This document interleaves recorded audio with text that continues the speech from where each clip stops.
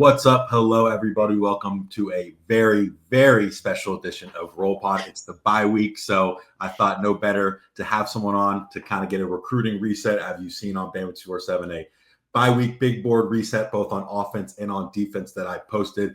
Lots of new offers, lots of new official visits. So no better to have 247 Sports National Recruiting Analyst Tom Lloyd. Tom, how are we doing? 3 weeks into the college football season, believe it or not, you've been all over. How are we doing? Doing great, man. Always good to chop it up with you. It's been an interesting start to the season for a lot of programs, but it's been fun, man. I think what jumps out to me the most, just in college football in general, you're starting to see a lot more parity. You're starting to see teams get on upset watch, things of that nature. So it's fun, man. It's been an interesting season. I think we got a long way to go. I think a lot of things are going to shake out. It's going to be fun, man. That Florida State Bama game was interesting to say the least. Just to share a little nugget, like just before we really dive into this, like what blew my mind was, so we had this symposium in Nashville, a personnel symposium, and I was talking to some people, both connected at Florida State and elsewhere. And this upset didn't surprise a lot of people. And that was kind of wild to me. And like, I've been a Thomas Castellanos guy for a while, and I thought that was a huge pickup for Florida State. And I tried to tell everybody over at Knowles 247, even though I took some heat for it. They're like, oh, we don't need Boston College's guy to save us. But it was just pretty wild. Like, I think that there's a wait and see approach that's coming to Bama. I think that they know that Kalen DeBoer, once he gets things rolling, it's going to be special. But like, there's going to be some lumps, and that's okay. But like, when this thing gets rolling and QB2 eventually becomes QB1, whether that's this year or the future, like, Bama fans need to just take a breath, man. It is so much fun. Like, it's a great time to be a Bama fan. So once Keelan Russell's there, and the future's so bright, man. It's just going to be really fun. Yeah, well, I know Alabama fans will love to hear that coming from a different voice as well. I've kind of preached similar, but yeah, like you said, it was a shocking start to the season. I think Alabama's kind of righted the ship a little bit now, again, against lesser competition, but they've done what they needed to do. Again, like I said, the bye week, a big one in Georgia in 2 weeks. I'm sure Tom, myself, Ben Wolk, who does a great job with Georgia, will be all over that. It'll probably be 100, 150, 200 visitors probably for that one, just like similar to Tuscaloosa. I know Tom's first game in Tuscaloosa was at the Alabama-Georgia game last fall, so maybe he brings more Alabama luck. Who knows? But that was seriously the most incredible first game day visit to Tuscaloosa I could have ever imagined. It looked like going to be a blowout, boring second half, and then all of a sudden the tide turns, and then it comes back to Bama. I mean, it was – and then I'm standing there on the field in front of all the guys, which blew my mind. I mean, that video was so sick with Keelan and all those guys going nuts. And, yeah, man, I was talking to some people at Bama. I got to get back there at some point this fall. I know there's a couple big games in October, November, so I'm planning on getting to Tuscaloosa. Yeah, well, I hope you enjoy it, and some of those videos may do well again. Again, like I said, Alabama had 2 home games against UL Monroe and Wisconsin. Majority of its class has already returned between those 2 weeks. Some have made it back twice, which is always encouraging. Again, kind of a reset episode for the recruiting for Alabama. They're sitting at number 4 overall with 21 commitments. Now you look at the 247 composite, tied for first with Oregon with 5 5-stars with Xavier Griffin, Cedary Morgan, Jordan Edmonds, Jared Edwards, Xavier Correll. But looking at our 247 top 247 rankings, it's Xavier Griffin, Cedary Morgan, Jordan Edmonds, Jared Edwards. We'll start with there. Obviously with the top of the top, those are 4 of the top 32 prospects in the country. I've continued to kind of reiterate on these podcasts and on boards and social media, and they've continued to do it as well. I don't really sense that there's any worry, both from Alabama's camp, from other programs that are going after these guys. These guys seem to be pretty set in stone with Alabama. Tom, I'm interested to hear your take.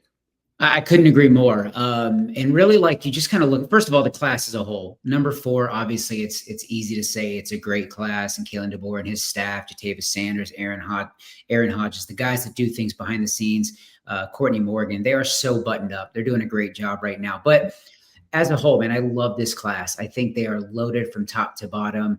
I think there's some really good talent at the bottom of the class, but like at the top, like 4 or 5-star prospects for 247 Sports in, like you said, Griffin, Morgan, Edmonds, and why am I blanking on And Edwards. So like just as a whole, like this is a special group. But you also have guys that are so close to that fifth star, like a Zion Gibson, a Xavier Crowell, Max Sutter.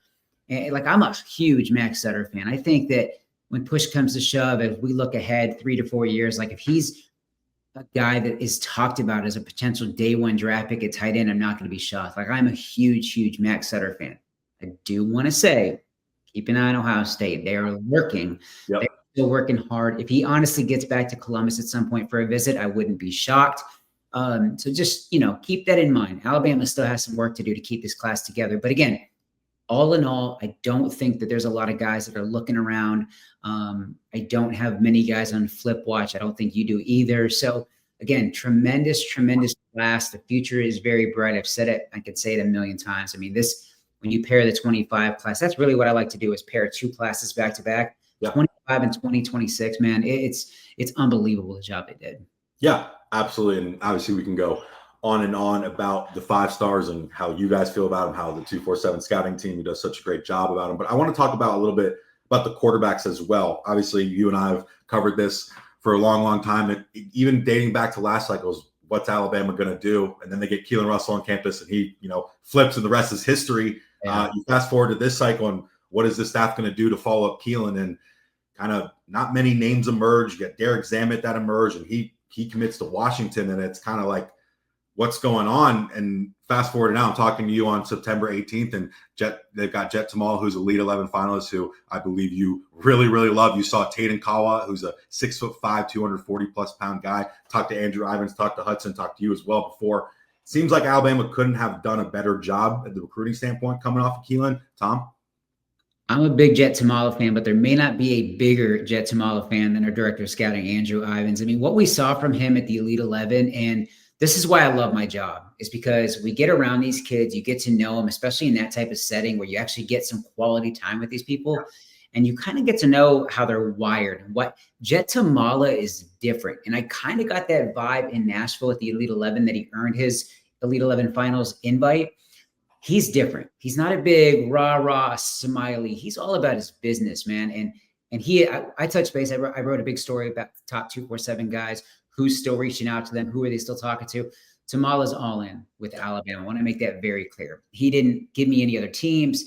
He did say like schools are still reaching out, but he's made it very clear to them. He's all in with the Tide. He's signing with Alabama. So, but I'm a big fan. Like this kid is just wired a little different. And then you see what he does during the week on Friday nights, and it's incredible, man. I love seeing your tweets weekly about him throwing for 500 yards, 6 touchdowns, whatever the case may be. Like, it is so fun to watch because, again, this kid's built a little different. And honestly, personality-wise, he's probably a lot different than Keelan Russell, but their business approach and what they do at Alabama inside that quarterback room, it all makes sense. Like, you can still have the rah-rah fun, I'm going to make TikToks vibe, and then you can also have the serious, like, chip on your shoulder, like, blue collar, I'm going to grind. Like, all of that meshes together. So again, love what they're doing inside that quarterback room. And Taden Kava, built like a defensive lineman. I mean, this kid is a monster, like 235 pounds. We saw him at the OT7 finals in Florida, and I was pretty blown away. I had heard some really good things about him back when I was covering Notre Dame a couple of years ago. They're like, oh, they got this pup from Hawaii, like keep an eye on this kid. And he's just continued to physically mature. And again, wired the right way. Kids from the island are very respectful and polite. And so like love dealing with them. But the way he kind of goes about his business, the way he carries himself, like he knows he's not a finished product by any stretch. So I think people are just writing him off as QB2 and things like that. Don't write him off quite yet, because this kid's got so much talent. He's got a huge arm, obviously needs to fine tune things, work on the accuracy. But again, all in all, love what Alabama's done at the quarterback room over the last couple of cycles. And it's pretty exciting. It's going to be fun to watch those guys battle it out over the next couple of years. Yeah, I do want to kind of hit on something you said beforehand. Max Sutter, I feel like a broken record here. The more I hear about him, the more I watch him, the more I hear you talk about him, the more I hear Andrew Ivins, Hudson Standish, Cooper. this guy has been circled as their 1-1 in that position room since Brian Ellis jumped in Tuscaloosa. And that was a big reason for his commitment and his strong commitment status. Like you said, Ohio State, Ole Miss, he mentioned to me as well, but Ohio State's kind of that main factor. But like Tom said, until he gets to Columbus, it feels like Alabama's continuing to be in a good spot there. You brought up Tatum. I brought up Tatum Kaba. You brought up some thoughts there. He's obviously listed as a 3-star. Alabama's got a few other 3-stars that I think have the potential to maybe continue to rise or show themselves at the college level. Like we've seen a London Simmons kind of emerge at Alabama, 3-star out of Mississippi. He's been a true freshman defensive tackle for Alabama that's played pretty well.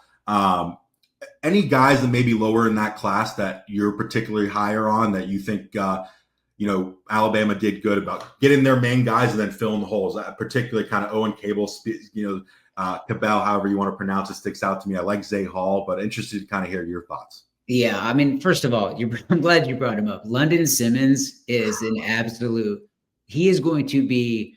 Gosh, I hate to be disrespectful. Like I wish we would have put him in our top 247 because the more I hear about this kid and the more I talk to people. I mean, I was down at Braylon Womack's commitment announcement. They were former teammates, good friends.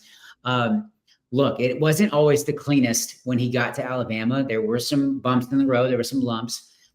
But, man, this dude, if Alabama's right, like they think this dude is going to be the next big thing along that defensive line. Tremendous upside. You should hear the guys at Hartfield just rave about this kid in terms of just being a player and a prospect and what he's doing. And he's turned the corners, doing all the right things, and he's making good decisions. And I mean, this guy, and I was a huge fan. We tried to get him in the All-American Bowl, and I think that could have been the moment where he just kind of like burst on the national scene, but obviously he wasn't able to get out there. I don't know, man. I think that that kid he's got a shot to be special in the next couple of years. But in the 2026 class, I would probably say the one that really pops out to me is right here in my backyard, Owen Cable. The dude can run. I mean, flat out, catches everything. He's just a really polished, complete receiver that I think that initially there was a lot of skeptics about the take for Alabama, but the more, really just kind of getting myself here in Nashville. I've only been here about a year, but kind of getting to know people, the right people, hearing them talk about him, like they're very excited about Cable. I'll probably go see him actually 2 weeks from now. This was just a bad weekend where I was trying to see the Baylor school with Briggs Cherry and David Gabriel Georges, a couple others.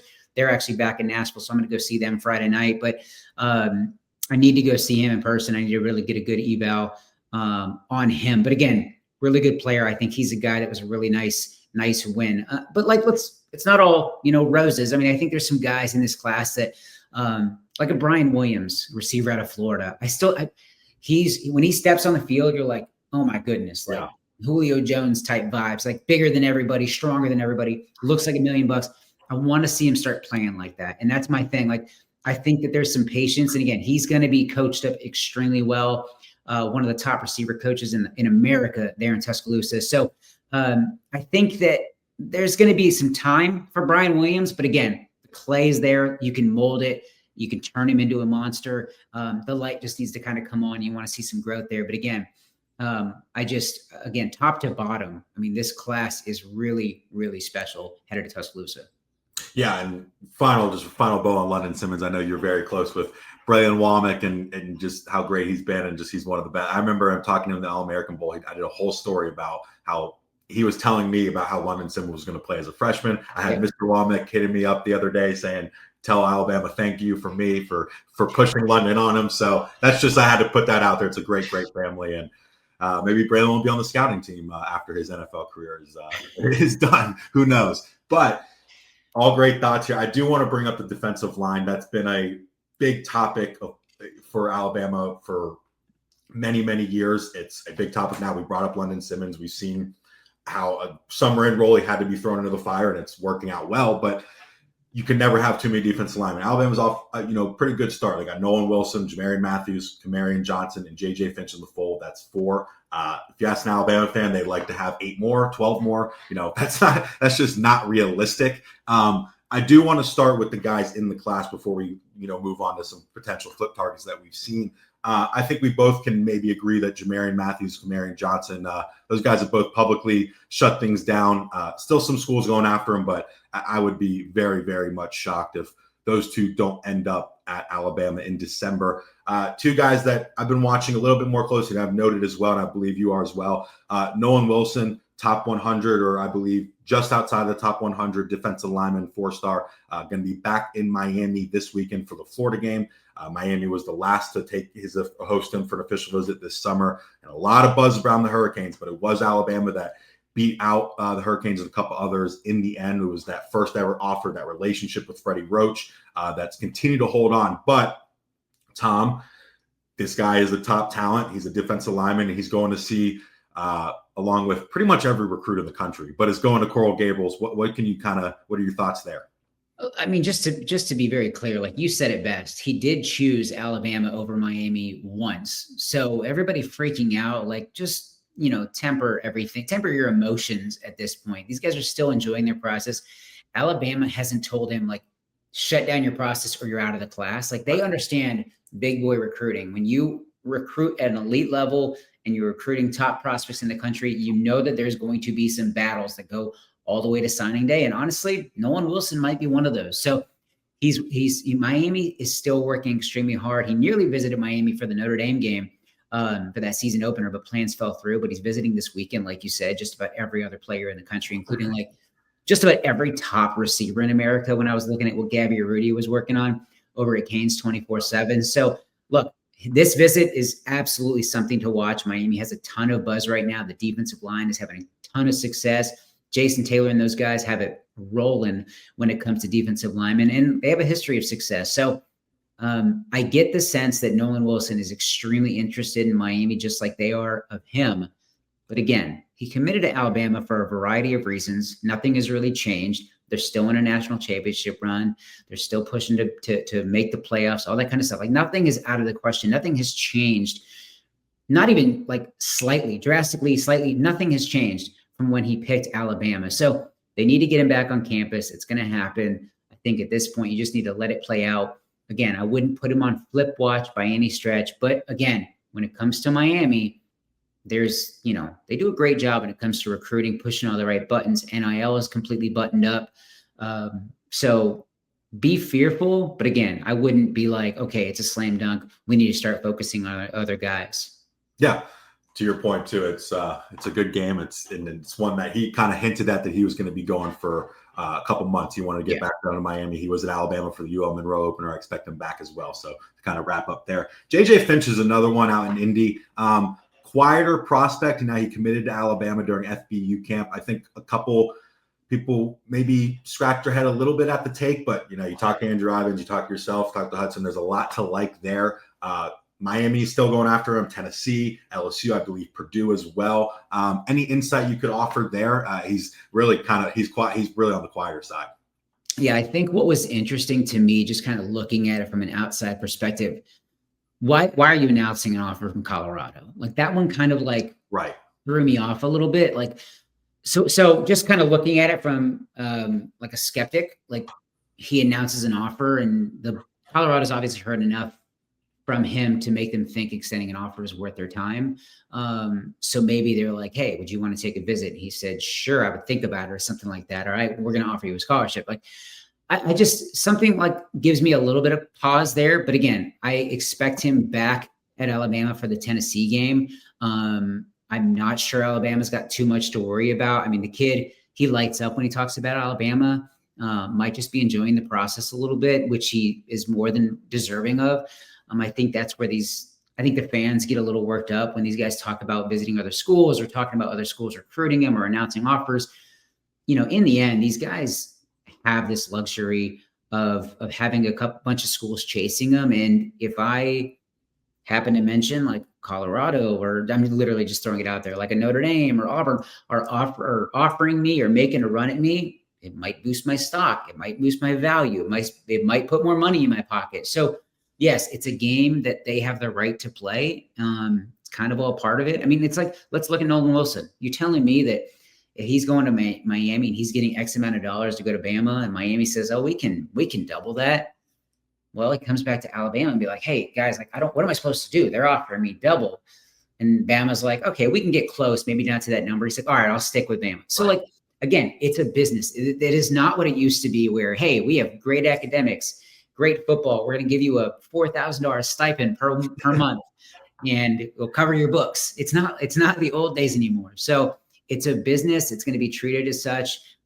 Again, until these guys really start locking in and taking a bunch of visits, a one-off here or there, not a huge deal. Again, both of these guys we mentioned, Wilson, Finch, like they're going to be back in Tuscaloosa. Just pump the brakes a little bit. Yeah, I think so too. Kind of sticking on the D-line, two guys that have been pretty familiar with Alabama fans. I think one a little bit more than the other, Anthony Tank Jones and then Titan Davis. Obviously, Anthony Tank Jones picking Oregon. Not a huge surprise on our end, but again, granted to Alabama fans, I understand kind of the confusion there, but it's the times we live in. And then Titan Davis going to Michigan. Anthony Tank Davis and Alabama are good. They're in a little bit of communication. There seems to be a little bit there, but he's one who's going to visit Miami. This will be his second trip to Miami. He's already been to Oregon. Again, I wouldn't be surprised if he pops up in October or November in Alabama. But for right now, and Tom, I don't know if you feel differently, those two, specifically Anthony Tank Jones and Titan Davis, I see them leaning towards where they committed to in the summer. I went to Tank's basketball game in the offseason, and I remember calling you and talking to you and some other people and saying, like, I get a vibe. This guy is very interested in leaving the state of Alabama. And the two schools I was watching at the time were Oregon and Miami. Yes, Texas A&M has been in play too, Alabama more than Auburn. But in the end, like I always got the vibe he wanted to leave the Yellowhammer State. And really, I think it came down to not wanting to disappoint the Alabama fans that he's close with or the Auburn fans. So he's going to go somewhere else. Loves Dan Lanning, loves Mario Cristobal. So the return trip to Miami should definitely have Oregon fans a little, but again, big money. We're talking about two schools that do NIL extremely well. So good on Tank Jones for enjoying the process. But again, might show up at Alabama, but I'm not really thinking they're too in the mix down the stretch. With Titan Davis, he really liked and still likes Alabama. I know they're still working on him. They're trying. I know Penn State's still trying, but my gut feeling for him, to be honest, I would be more surprised if he doesn't get back to Alabama than if he does. Like, I do think he's going to get to Alabama one more time. Loves Michigan, perfect fit there, great culture, fits in, family feel. But honestly, he could say a lot of those same things about Alabama. So I think for him, it's so early. He committed early. Go take the one more trip to Alabama. I don't think Michigan's going to be upset about it. That way you can kind of look at everything, big picture. It's been a while since he's been in Tuscaloosa. Check him out. I would be surprised if he didn't return to Alabama, at least for one more trip. Yeah, man, I would love to be a interior defensive line recruit right now. Just make some money, tons of money. Speaking of D-line, Alabama, like I said, they got 21 commits. They're still working to put finishing touches this class, certainly in the trenches, as evident by the multiple offers being tossed out over the last couple of weeks as college football season started, as high school football season. There will be continued offers being tossed out, but the two big ones on the D-line that you've been all over, as well as Corey Howard out of Valdosta, Georgia, committed to Georgia for a long time, and then Caleb Morris out of Sims, Alabama, committed to Mississippi State. Corey Howard was in town for the UL Monroe game, very quickly set up a trip, and then almost immediately set up an official visit for October. We'll start with him. It seems like this is one of those classic UGA Bama battles brewing in these final months of December. I do kind of want to note that I always put with them, Georgia does have 7 defensive line commits in the class right now. Do they end up with 7? We don't know. That's for Ben Wolk and I to discuss maybe on another pod. But kind of there's something to be said about Corey Howard immediately scheduling a visit and then immediately scheduling an official visit coming off that trip, no? Couldn't agree more. The interest in the Crimson Tide is extremely real. Like you said, took the unofficial, set the official for October 18th. It's a numbers game at the position along the defensive line. And everybody, you said earlier, like, oh, the Alabama's got X amount of defensive line commits. They want 8, they want 12. Well, this is a point where I think it's helping Alabama not having as many defensive line commits as Georgia. So at this point, I mean, calling my shot, I expect him to flip to Alabama. I really do. I think that Georgia's got a ton to offer, and this is a Valdosta kid that, like, it's going to be tough to beat the Bulldogs, but it's a numbers game, and the kid wants to play, and he wants to play as early as possible. And there's an opportunity there. I don't think he can go wrong with either school. I think both will have him prepared for the next level, and he's a next level kind of kid. So big fan of Corey Howard. Two great options in front of him, but in the end, it wouldn't shock me if he ends up leaving Valdosta for Tuscaloosa. I think Alabama fans might like hearing that. The other guy to know is Caleb Morris out of Sims, Alabama. Kind of another underrated recruit, kind of Freddie Roach going after him. They've had some conversations. An offer came. He's going to be scheduling a visit. Right off the bat, just kind of gut feel to me personally is this is an in-state kid that Alabama's really going after. But as I've noted as well, Auburn has been after him as well. So I'm kind of in a wait and see mode until he gets to campus and lets Kalen DeBoer talk to him and other coaches like that. That's kind of where I am with him. I mean, I know he told you directly that he grew up in a family full of Alabama fans. Like, this is an in-state kid.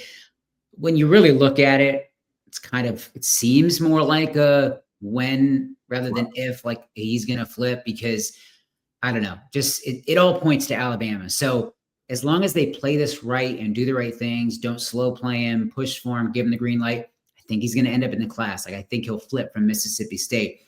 From what I gathered, this was the dream offer, more so than Auburn. Alabama was the dream offer.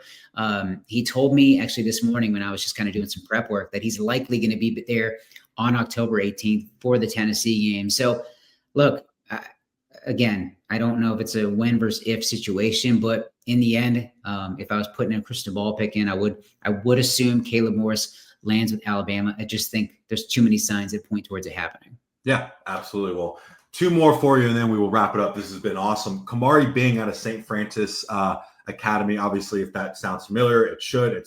He's high school teammates with five-star Alabama safety commit Jaira Edwards. Kamari Bing picking up an offer soon after he tallied a pick six on national TV. Ohio State's jumped in. Indiana's jumped in. A couple other programs have jumped in the fold since. He's going to be on campus November 8th for an official visit. I've spoken with him. He's kind of talked to me about how Jaira's been in his ear. He said, what St. Francis is also what Alabama is, the family. Now, this kid might be, I haven't done as much research, but he might be committed as long as anyone else in this cycle, in the 2026 cycle. So it's going to be tough to kind of pry him away from the home state, Maryland Terrapins. I don't know if he's just trying to go for a trip with Jaira, but Alabama seems to have his interest early on, right off the bat.